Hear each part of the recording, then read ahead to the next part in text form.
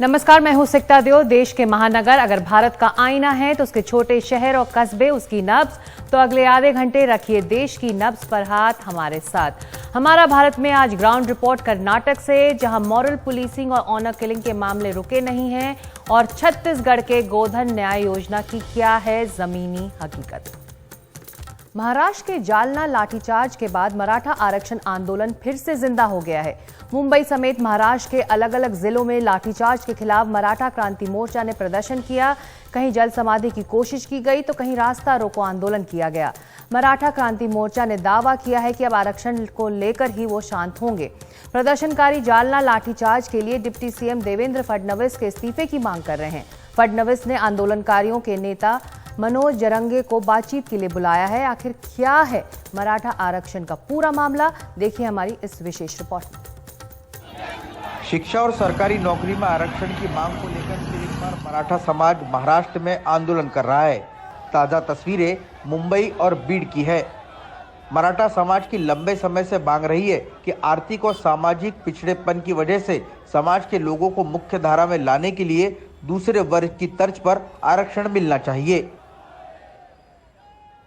मराठा समाज अधिकतर खेती-बाड़ी का काम करता है। मराठा समाज को आरक्षण की जरूरत है।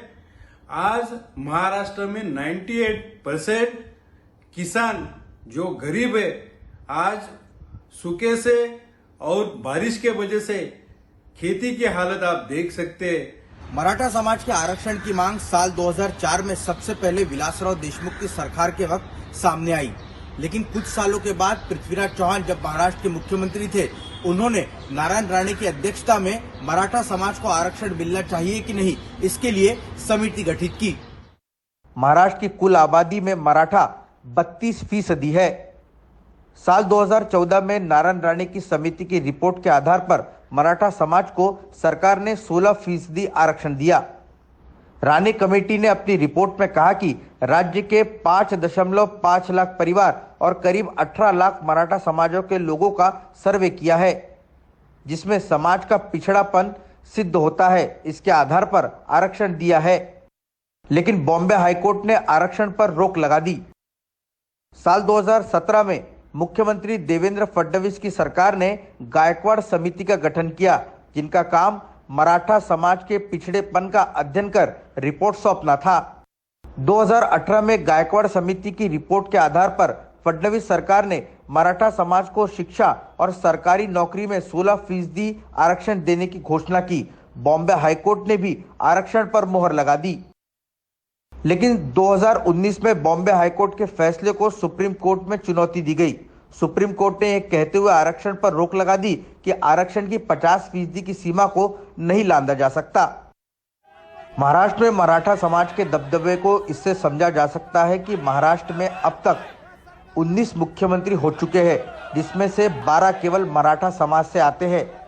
सियासी तौर पर भी समाज अहम किरदार निभाता रहा है। यही वजह है कि जालना में मराठा समाज पर पुलिस द्वारा किए गए लाठीचार्ज के बाद सियासत गर्मा गई है।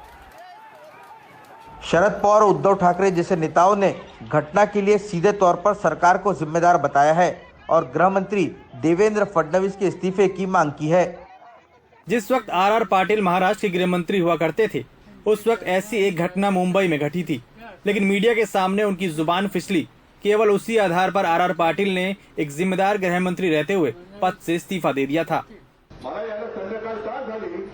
जिस तरह से दिल्ली ट्रांसफर पोस्टिंग मामले में सुप्रीम कोर्ट के फैसले के खिलाफ अध्यादेश लाकर केंद्र सरकार ने कानून बदला, उसी तरह मराठा समाज के आरक्षण के लिए भी संसद में बिल लाकर मराठा समाज को न्याय देने का काम सरकार करे। मराठा आरक्षण को लेकर हो रही सियासत के बीच महाराष्ट्र के मुख्यमंत्री एकनाथ शिंदे ने कहा कि मामला सुप्रीम कोर्ट में लंबित है। कुछ कठिनाइयां जरूर है, लेकिन इसे हर हाल में सरकार दूर करेगी। नामवंत वकील आणि घटना सुप्रीम कोर्ट राज्य सरकार पूरी ताकत के साथ ये मामला लड़ रहा है। इसके लिए जाने माने वकीलों की फौज भी सरकार खड़ी की है।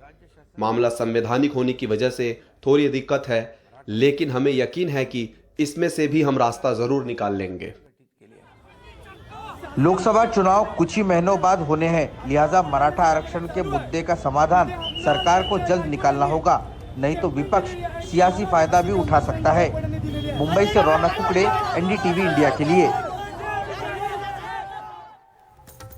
मराठा आरक्षण राज्य में बड़ा सियासी मुद्दा रहा है। आने वाले लोकसभा चुनावों से पहले राज्य सरकार के लिए इसका समाधान एक चुनौती है।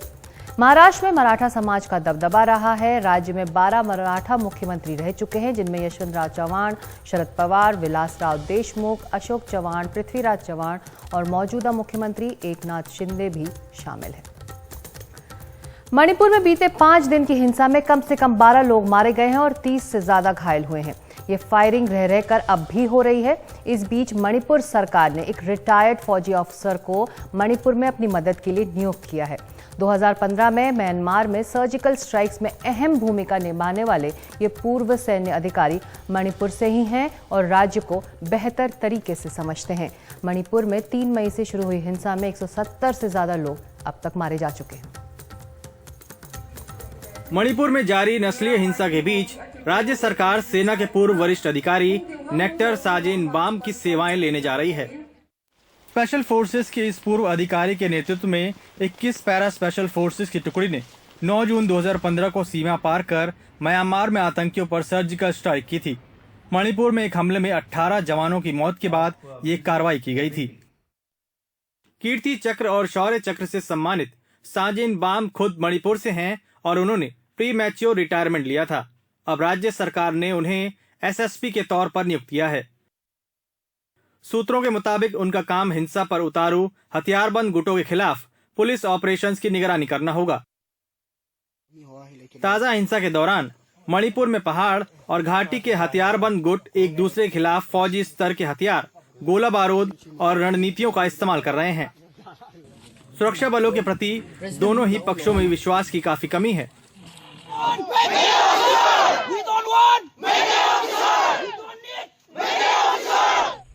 चंदेल जिले में कई जगहों पर कुकी जोमी गुट असम राइफल्स के खिलाफ प्रदर्शन कर रहे हैं, क्योंकि इस आदिवासी इलाके में उन्होंने दूसरे समुदाय के अफसर को तैनात किया है।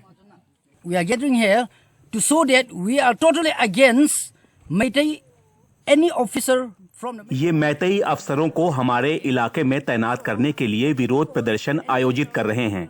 हम इस फैसले का विरोध कर रहे हैं। Enter in our area, Kuki inhabited area. For this reason, we are gathering here.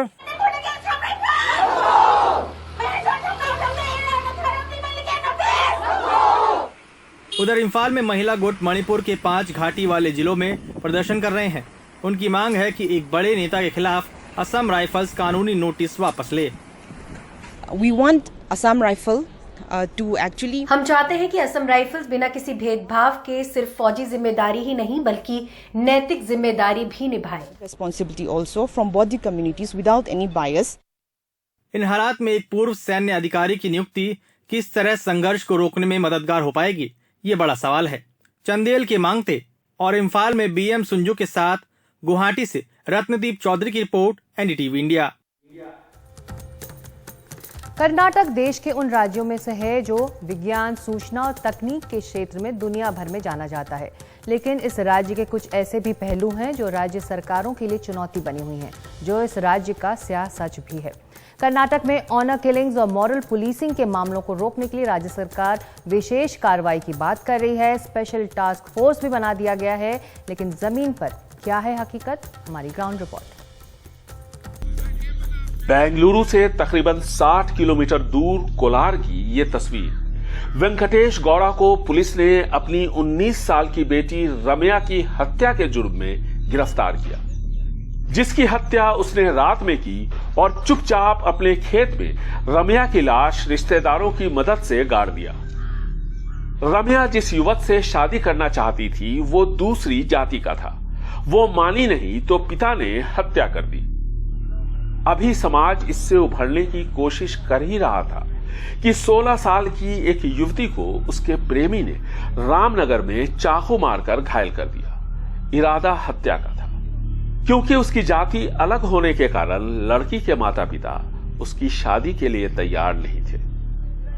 मुख्यमंत्री सिद्धरमैया ने अधिकारियों को सख्त कार्रवाई का निर्देश देते हुए एक ट्वीट किया। पिछले कुछ हफ्तों में राज्य के 2 हिस्सों में ऑनर किलिंग की खबरों ने दिल दहला दिया है। ऐसी घटनाएं हमारे समाज में निहित जाति व्यवस्था और सामाजिक मापदंडों की खराब मानसिकता को दर्शाती हैं। सामाजिक कार्यकर्ताओं के मुताबिक ज्यादातर ऐसे मामले दबा दिए जाते हैं और सामने नहीं आ पाते। ऑनर किलिंग और इससे जुड़े अपराधों के बाद दूसरी सबसे बड़ी चुनौती यहां कर्नाटका में मोरल पुलिसिंग की है। सरकारें आती जाती रही, लेकिन तमाम कोशिशों के बावजूद मोरल पुलिसिंग से जुड़े वारदात थमने का नाम नहीं ले रहे। मोरल पुलिसिंग के लिए दक्षिण कन्नड़ा यानी मैंगलुरु और इसके आसपास के इलाके कुख्यात है। सिर्फ इन्हीं इलाकों में हाल में 40 के आसपास मामले दर्ज हुए हैं। अब कर्नाटका के दक्षिणी हिस्से से मोरल पुलिसिंग दूसरे इलाकों में पहुंच चुकी है। चिकबलापुर में एक मुस्लिम लड़की हिंदू लड़के के साथ दिखी तो बवाल हो गया।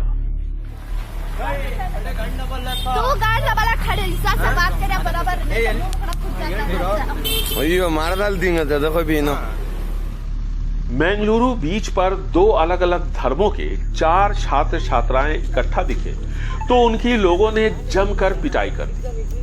पुलिस ने सबों पर आईपीसी की धारा 307 के तहत मामला दर्ज किया है।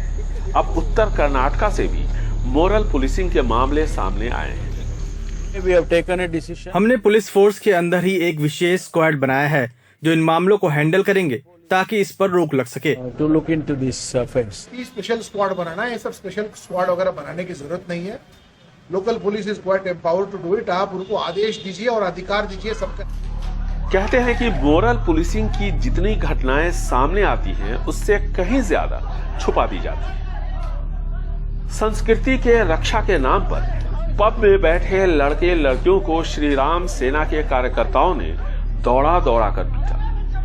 इस खबर ने अंतर्राष्ट्रीय सुर्खियां बटोरी। श्री राम सेना प्रमुख प्रमोद मुतालिक नेता बन गए। इसके बाद कभी धर्म तो कभी संस्कृति के नाम पर मोरल पुलिसिंग का एक ऐसा सिलसिला शुरू हुआ जो थमने का नाम नहीं ले रहा। इसमें हिंदू मुस्लिम दोनों संप्रदायों के मुट्ठी भर लोग शामिल हैं। बेंगलुरु से निहाल किदवई, एनडीटीवी इंडिया। और कर्नाटक के मुख्यमंत्री सिद्धरमैया उप मुख्यमंत्री डीके शिव कुमार ने सत्ता संभालते ही अपनी पहली बैठक में राज्य पुलिस को निर्देश दिए थे कि किसी भी मामले को धर्म और जाति के चश्मे से देखना छोड़ना होगा। हर किसी के लिए कानून समान है, लेकिन राज्य में ऐसे मामलों पर फिर भी लगाम क्यों नहीं लग पा रही है। 1 साल में करीब 40 मामले राज्य में दर्ज हो चुके हैं। और हमारा भारत में वक्त एक छोटे से ब्रेक का है। ब्रेक के बाद छत्तीसगढ़ में गोधन न्याय योजना की क्या है जमीनी हकीकत, जानेंगे।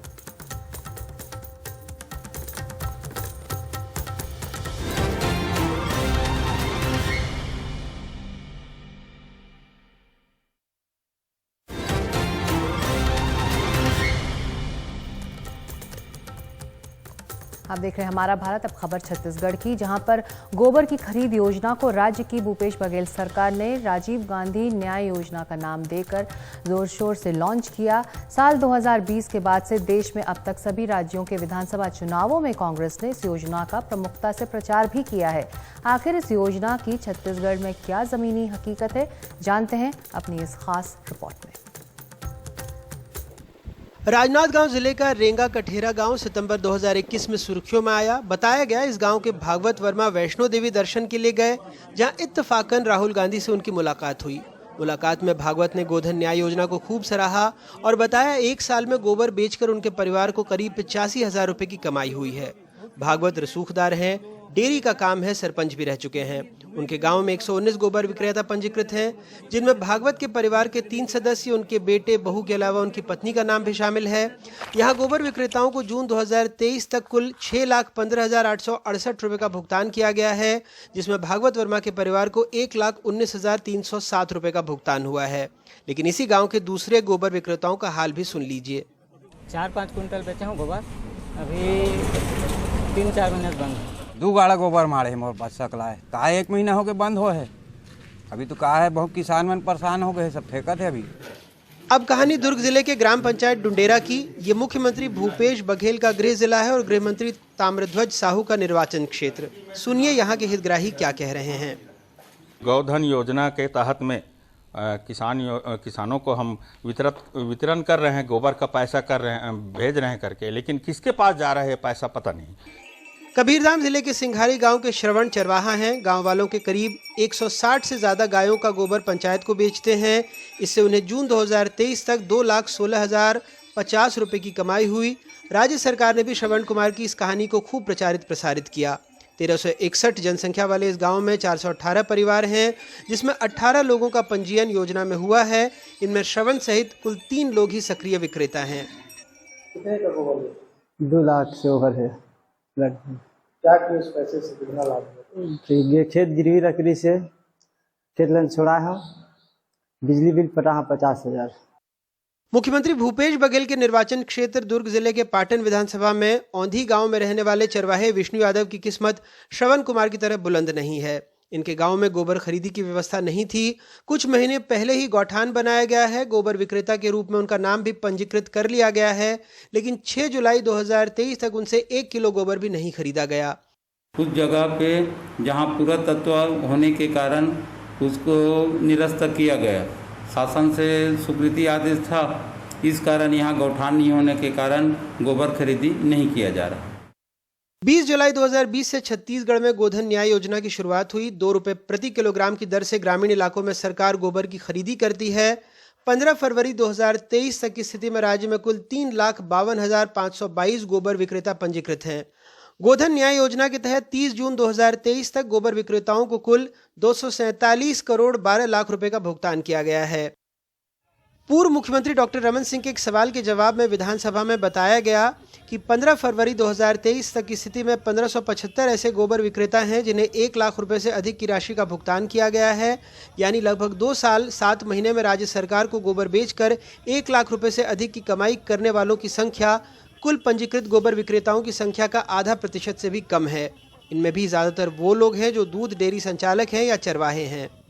20 जुलाई 2020 से शुरू इस योजना में 30 जून 2023 तक प्रति व्यक्ति अगर आय का आंकड़ा समझें तो सिर्फ 6 रुपए 51 पैसे प्रति हितग्राही प्रतिदिन कमाई हुई है। छत्तीसगढ़ की कांग्रेस सरकार की सबसे महत्वाकांक्षी गोधन न्याय योजना को बीजेपी हितग्राहियों के साथ अन्याय योजना बता रही है। इससे ये साबित होता है कि ये कांग्रेस की सरकार कितनी बड़ी धोखेबाज है। उसकी हर योजना केवल अखबारों में इश्तिहारों में ही अच्छी लगती है। अगर उसकी वास्तविकता जानी जाए तो वो योजना धरातल पर भ्रष्टाचार के अलावा कोई परिणाम नहीं दे पाई है। छत्तीसगढ़ में भूपेश बघेल सरकार गोधन न्याय योजना को सबसे बड़ी उपलब्धियों में गिनाती है और इससे पशुपालक ग्रामीणों को खूब फायदा होने का दावा भी करती है। हालांकि कई गाँवों में योजना शुरू तक नहीं हो पाने पर कांग्रेस के अपने तर्क हैं। इस योजना से जुड़कर गौपालक हो, चाहे गोबर बीनने वाला हो, चाहे महिला स्वसहायता के समूह हो, सबको लाभ हो रहा है। गोधन न्याय योजना से ग्रामीण अर्थव्यवस्था मजबूत होने का दावा सरकार करती है, लेकिन जमीनी हकीकत कुछ और ही हालात बयां कर रहे हैं। राजनांदगांव से सूर्यकांत, दुर्ग से कोमेंद्र, कबीरधाम से राजेश, बालोद से संतोष साहू के साथ रायपुर से नीलेश त्रिपाठी की रिपोर्ट, एनडीटीवी इंडिया। और छत्तीसगढ़ की योजना की ही तर्ज पर मध्य प्रदेश, उत्तर प्रदेश, झारखंड में भी सरकारें गोबर खरीदी की योजना चला रही हैं, ऐसा कांग्रेस नेताओं का दावा है। इसी साल विधानसभा चुनावों के लिए उतर रही भूपेश बघेल सरकार इस योजना को ग्रामीण अर्थव्यवस्था की एक नींव के तौर पर पेश करके वोट मांगेगी, जिसका काट विरोधियों को ढूंढना होगा। तो हमारा भारत में आज इतना ही। आपको हमारी ग्राउंड रिपोर्ट्स कैसी लग रही हैं हमें जरूर बताएं। आपके लिए कार्यक्रम और हमारी रिपोर्ट्स एनडीटीवी इंडिया के सभी डिजिटल प्लेटफॉर्म्स पर भी उपलब्ध होंगी। नमस्कार।